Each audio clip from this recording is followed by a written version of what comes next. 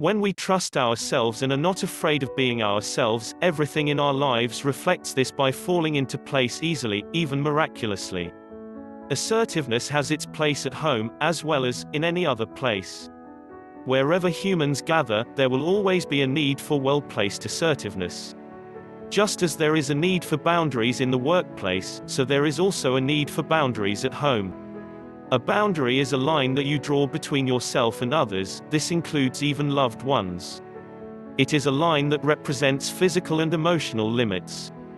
You draw the line to indicate that going beyond that means a violation of your standards and rights. It may sound strange to think of boundaries between family members, but it is essential for a healthy and happy family. All members need to know their limits when dealing with you, and that same boundary protects them too. Setting boundaries can make you feel safe and make others feel safe, too.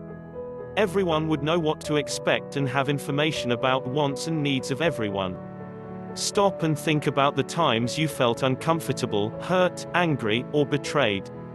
Those dark emotions indicate that your boundaries were somehow crossed.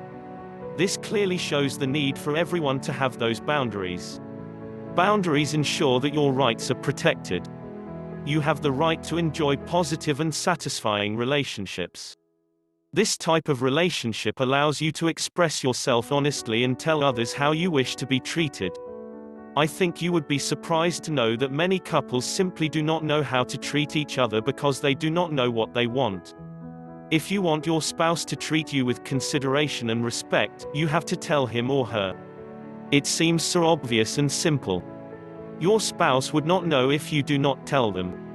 You must teach them how to treat you. There are times when being assertive towards your spouse may seem like an uphill battle. It just feels like they are not listening to what you are saying. It seems they are not attentive to your needs. Approaching them in the same old manner may be your problem. It is time to find a new way to say what you need to say. Many men and women approach the spouse with the old guilt trip, starting with negative feelings of superiority, and blame. Remember how your grandmother used to tell you how you could catch more flies with honey than with vinegar? Same thing applies here. If you start with the blame game, your spouse is going to shut down within 30 seconds. They have heard all of this before and will tune out as soon as you open your mouth. It is time to try a new tack. Put aside those negative feelings and do not start with a criticism. Try to see things from your spouse's point of view and find again good things that you love about that person. Appreciate their good points and put aside the issues that you fight about. Approach the encounter carefully, keep calm, and most importantly, watch your language. Always remember that ill-chosen words can hurt deeply. Avoid blaming the other person. Try to be supportive of your spouse and, for heaven's sake, admit when you are wrong. Asserting yourself and negotiating does not mean tearing the other person down, all for the purpose of proving that you are right and the other party is wrong. Making your spouse feel miserable and unworthy is no way to negotiate your wants and needs. That is not a win-win situation. Instead, look at your spouse's positive points and boost his/her morale. Abraham Lincoln said, "It is difficult to make a man miserable while he feels he's worthy of himself." Sometimes, the problem is not your spouse but another member of your family or your spouse's family. Keep in mind that you are living your own life now with your partner and children as a family.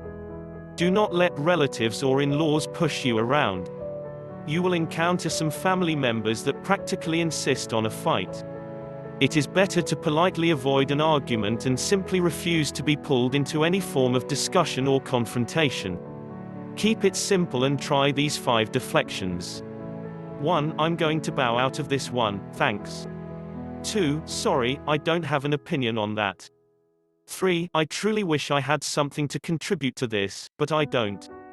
4. Maybe you could rephrase that, please. 5. Leave me out of this. Goethe told us that behavior is a mirror in which everyone shows his image. It is good to keep in mind that we are all created equal and should treat each other accordingly. Do not be recklessly assertive and go overboard when dealing with a loved one.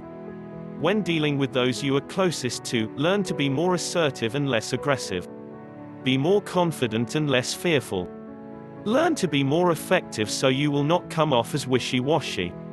Stop being a fence-sitter, say what you feel and mean what you say. Demanding to have everything your way will not earn you the respect you desire from your family. Being calmly assertive and fair with everyone will command that respect. It will even encourage them to emulate you. Boundaries must be set and adhered to at all times in order for families to be happy, healthy, and respectful of each other. Asserting your rights within the family is not asking too much and makes for a better relationship. Boundaries would include making sure each member of the family has needed privacy and space. It also has to do with how each member speaks to the others in the family. Negative, insulting, or rude talk is not acceptable. It is unfortunate that some people allow others to decide for them and then become bitter in the end. This is especially true within the framework of a family. One spouse begins making the decisions for the entire family, without necessarily consulting the other. If you find this to be true in your own household, keep in mind that your partner began making those decisions because you allowed that to happen. Many spouses let their partners have it their own way to maintain the peace in the family. This can absolutely work to your disadvantage. The longer you allow it to continue, the more difficult it becomes to assert yourself, take back your own life, and exercise your decision-making capabilities. This whole dynamic can lead to low self-esteem and feelings of inferiority since you allow others to decide matters for yourself. Their actions are inferring that you are not capable of making your own decisions. Eleanor Roosevelt said, "No one can make you feel inferior without your consent." If your spouse has begun taking the initiative and is making decisions that you do not agree with, guess whose fault was it? By your inaction, you have taught your partner that it is okay to go over your head and decide what you should have and not have. You have given away your power, but you can still get it back.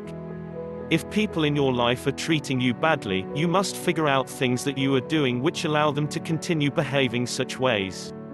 What is it that makes them feel free to verbally or physically abuse you? Women may find themselves feeling uncomfortable around men who curse, have potty mouths, or tend to talk about women in unacceptable terms. Men who behave this way have no respect for women. By remaining silent, these women are allowing this behavior to perpetuate. Sometimes men act this way with the intention of putting the woman in her place and make her feel subjugated. Some guys truly do not have a clue that they are creating an uncomfortable atmosphere for women to live with. Women will have to be assertive and teach these men to treat women with respect. They must insist on putting an end to this kind of talk. Sometimes, a simple reminder such as, "Excuse me, lady in the room," is enough to get their attention.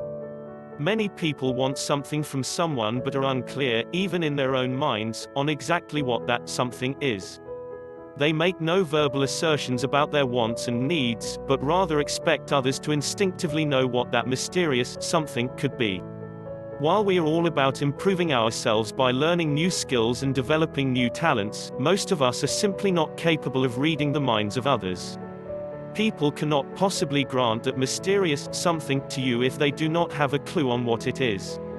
Stop waiting for your spouse, kids, boss, co-workers, or friends to magically figure out what you want or need.